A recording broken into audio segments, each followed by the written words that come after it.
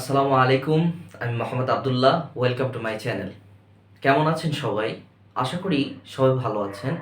আলহামদুলিল্লাহ, আমিও ভালো আছি। আজকে নিউটনিয়ান মেকানিক্সের নিউটনের প্রথম সূত্র নিয়ে আলোচনা করব।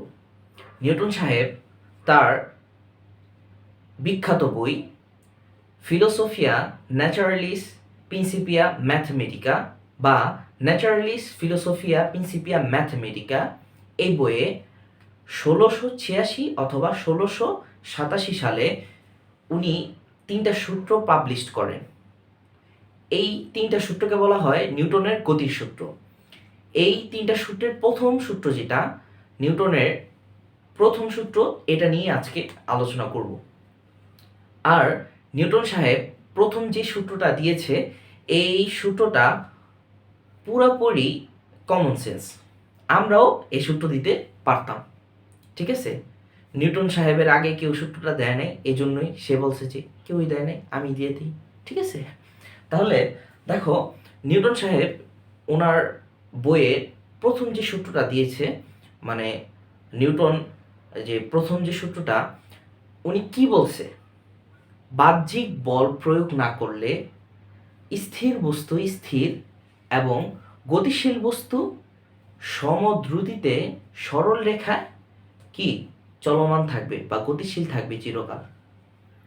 এইটা মানে কি? এখন এখানে কিছু কনসেপ্ট আছে আমরা ভুল করি, দেখি কি কি কনসেপ্টে আমাদের ভুল হয়, ঠিক আছে?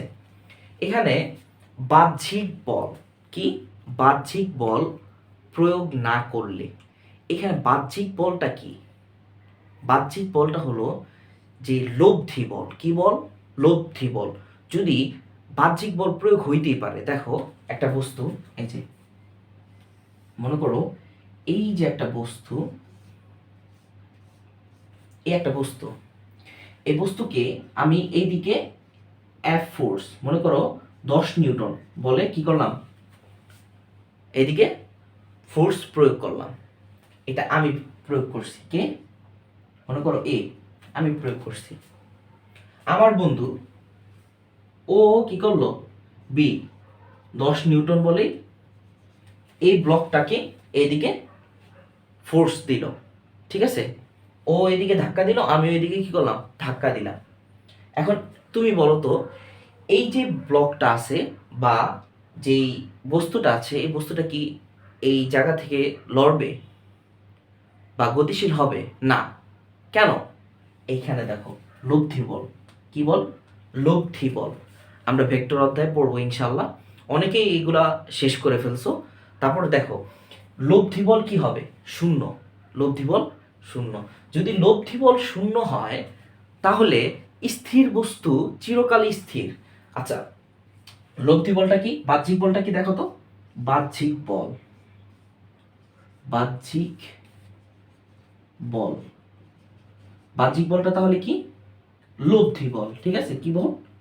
লব্ধি বল, ঠিক আছে?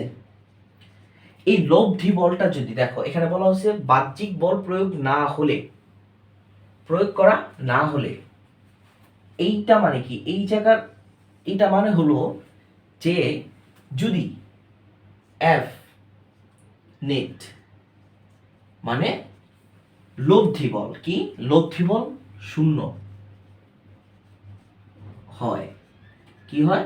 লব্ধি বল যদি শূন্য হয়, তাহলে স্থির বস্তু তো স্থিরই থাকবে, এটা বুঝে যাচ্ছে।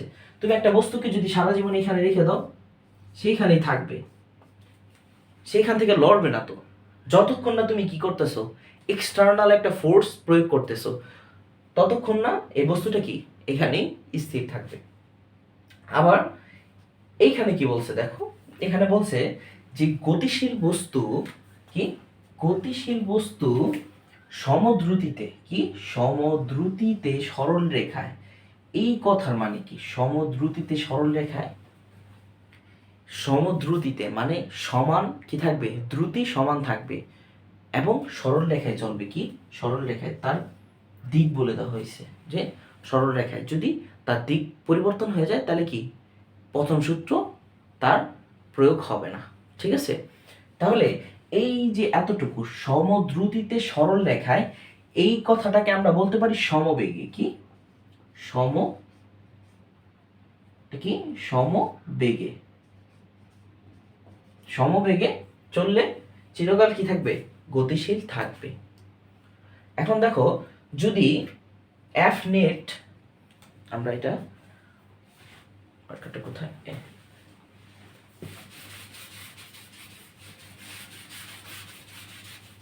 যদি মনে করো এফ নেট যদি শূন্য হয়, ফোর্স যদি প্রয়োগই না হয়, তাহলে বস্তুর ভিতরে কিসের আবার ত্বরণ আসবে? ফোর্সই প্রয়োগ হয় নাই, তাহলে কি বস্তুর নির্ত্বরণ। কি ত্বরণ? নির্ত্বরণ কি? শূন্য। আর যদি বস্তুর ভিতরে ত্বরণ সৃষ্টি না হয়, বস্তুর আদি বেগ এবং শেষ বেগ সমান থাকবে। কেন? দেখো, এই যে বস্তু সে যদি স্থির থাকে, কি থাকে? যদি স্থির থাকে, দেখো, যদি স্থির থাকে, স্থির থাকলে তো আমরা বুঝতে পারতেছি তার আদি বেগ কি? শূন্য। শেষ বেগও কত? শূন্য। বুঝে যাইতেছে। এইখান থেকে আমরা বলতে পারি। তারপর একটা দেখো, যদি গতিশীল হয়, মনে করো ভি বেগে, কি ভি বেগে, সে ভি বেগে সমবেগে চলতেছে, তা এখানে কোনো সমবেগে থাকলে কি এটার ভিতরে কোনো ত্বরণ আছে? সমবেগের গ্রাফটা কি দেখো তো, এটা মনে করো সময়, আর এটা কি সরণ। এই যে এখানে কোনো ত্বরণ হইতেছে না। আবার এইভাবে দেখতে পারো, এখানে ধরো বেগ, সময়ের সাথে সাথে বেগ কি হইতেছে? এটা হলো সমবেগের গ্রাফ। কি এখানে কোনো ত্বরণ সৃষ্টি হইতেছে? যদি এইভাবে হইতো গ্রাফটা, তাহলে বলতে পারতাম না এটা ত্বরণ সৃষ্টি হইতেছে। এখন এখানে তো কোনো বেগ পরিবর্তন হইতেছে না। যদি বেগ পরিবর্তন না হয়, তাহলে তো বস্তু ত্বরণ হবে না। ঠিক আছে? তাহলে বেগ সবসময় কি কনস্ট্যান্ট। বেগ যদি কনস্ট্যান্ট থাকে, দেখো কনস্ট্যান্ট, তাহলে কি এখানে ত্বরণ নেই, a = 0। ঠিক আছে? তাহলে আমরা এখান থেকে বলতে পারি, কি বলতে পারি? যে u = v। ঠিক আছে? এই জিনিসটা আমরা প্রথম সূত্র থেকে বলতে পারি। প্রথম সূত্রকে আবার বলা হয় ল অফ ইনার্শিয়া, জড়তার সূত্র। কি? জড়তার সূত্র। জড়তা জিনিসটা কি? জড়তা শুনলে অনেকে ভয় পেয়ে যায়। জড়তা হলো স্থির বস্তু স্থির, আর গতিশীল বস্তু গতিশীল থাকতে চাওয়ার যে প্রবণতা। ঠিক আছে? এই যে শীতকালে বিছানা থেকে উঠতে যে কষ্টটা লাগে, বিছানায় থাকতে চাওয়ার যে একটা প্রবণতা, সকালে ঘুম থেকে উঠা কলেজে যাওয়া, ঘুম থেকে উঠা স্কুলে যাওয়া সবচেয়ে কষ্টের কাজ। ঠিক আছে? এই যে বিছানার ভিতরে থাকতে চাওয়ার যে প্রবণতা, এটাই হলো জড়তা। ঠিক আছে? জড়তা তাহলে কি? স্থির বস্তু স্থির এবং গতিশীল বস্তু গতিশীল থাকতে চাওয়ার যে প্রবণতা, এটাই হলো জড়তা। ঠিক আছে? দেখো, এটাকে কেন জড়তার সূত্র বলা হয়? এই যে জড়তার সূত্র বলা হইব না, এটা তো পুরোই জড়তা। দেখো, যদি এই বস্তুটা এখানেই থাকে, মনে করো এই যে একটা বস্তু, এই বস্তুটা শুধু সারা জীবন এখানেই থাকে। স্থির বস্তু কি স্থির না? এই যে দেখো, স্থির বস্তু স্থির, তাহলে কি তার ভিতর জড়তা আছে? অবশ্যই জড়তা আছে, না হলে কি স্থির থাকতো না। ঠিক আছে? এই যে থাকতেছে একটা প্রবণতা, এটাই হলো জড়তা। ঠিক আছে? আর জড়তা কয় প্রকার? জড়তা হলো দুই প্রকার, একটা হলো স্থিতি জড়তা, আর একটা হলো গতি জড়তা। এই যে এই জিনিসটা নিয়ে একটু আমরা আলোচনা করি। আর আমরা এই যে নিউটনের প্রথম সূত্র, এই সূত্র থেকে কিছু ম্যাথ করব পরের ভিডিওতে ইনশাআল্লাহ। এখন দেখি জড়তাটা কি। কি জড়তা? জড়তা দেখো, জড়তা কয় প্রকার? দুই প্রকার। আমরা কি বললাম? জড়তা দুই প্রকার। একটা হলো স্থিতি জড়তা। কি? স্থিতি জড়তা। আরেকটা কি? গতি জড়তা। কি জড়তা? গতি জড়তা। এখন